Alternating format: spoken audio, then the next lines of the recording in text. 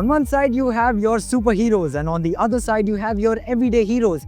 The kind of heroes who don't wear capes, don't drive Batmobiles and not the ones saving the galaxy, but the ones who ride to work every single day, fight through traffic, make it in time for class or even rush home for dinner with family.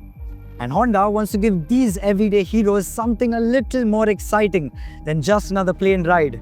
Welcome to Power Drift. My name is Arezwa and this is the Honda CB125 Hornet.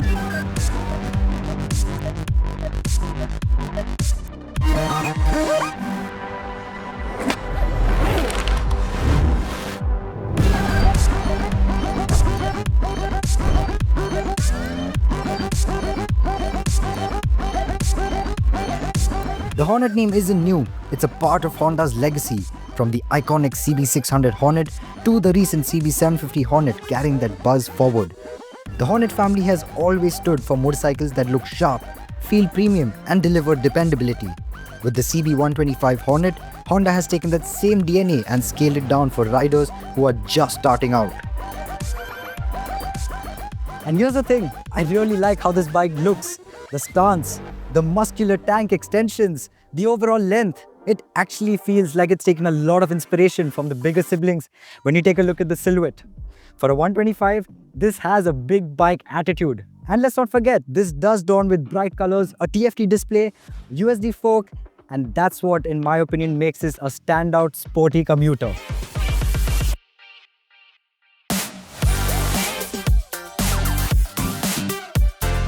On paper though, this isn't the most powerful 125 out there. It's not topping every chart in its class and I'll be real about that. But the spec sheet has never told the full story. So how does the CB125 Hornet ride?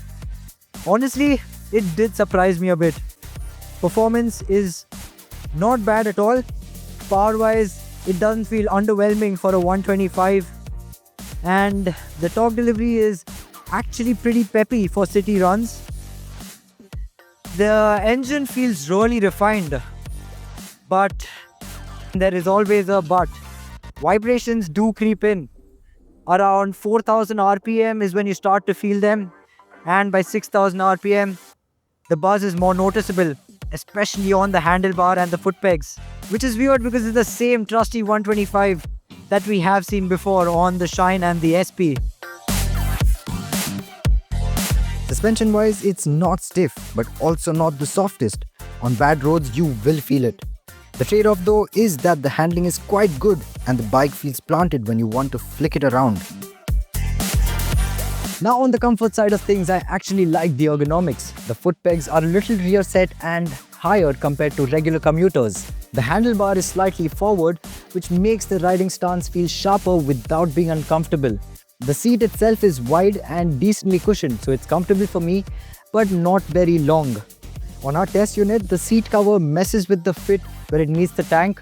Apart from that, the brakes are solid. The overall comfort is actually quite good for what is essentially a mini street fighter.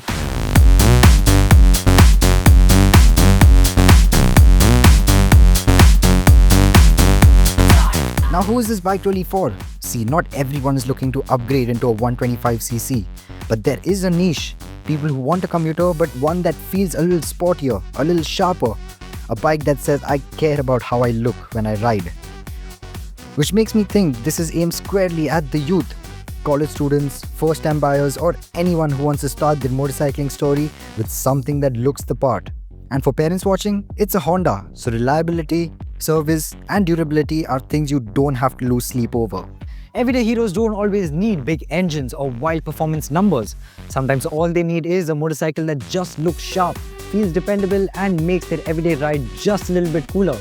And that's exactly what the CB125 Hornet is trying to be.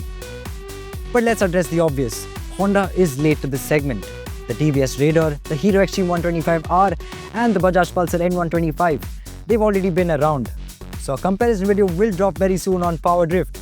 But until then, like, share it with your friends and come and let us know what you think about the CB125 Hornet.